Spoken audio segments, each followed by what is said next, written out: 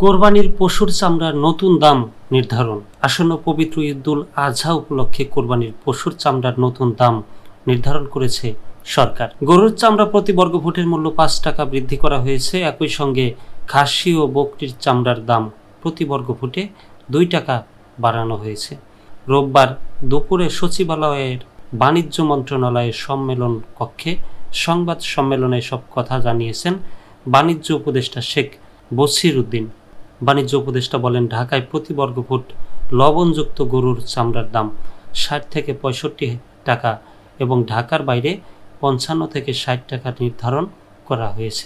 তিনি বলেন, ঢাকায় সর্বনিম্ন কাঁচা চামড়ার দাম ১,৩৫০ টাকা নির্ধারণ করা হয়েছে, আর ঢাকার বাইরে সর্বনিম্ন দাম নির্ধারণ করা হয়েছে ১,১৫০ টাকা।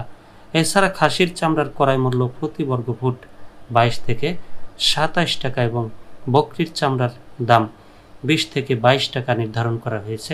এ সময় শেখ বসির উদ্দিন বলেন, দেশে কাঁচা চামড়ার চাহিদা না থাকলে প্রয়োজনে চামড়া রপ্তানি করা যাবে।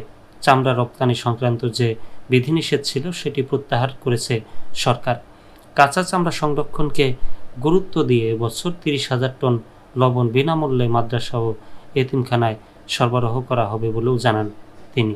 উল্লেখ্য, গত বছর ঢাকায় প্রতি বর্গফুট গরুর লবণযুক্ত কাঁচা চামড়ার দাম ৬০ থেকে ৬৫ টাকা এবং ঢাকার বাইরে ৫০ থেকে ৫৫ টাকা নির্ধারণ করা হয়েছিল, আর খাসির লবণযুক্ত চামড়ার দাম ২০ থেকে ২৫ টাকা এবং বকরির চামড়া ১৮ থেকে ২০ টাকা নির্ধারণ করা হয়েছিল।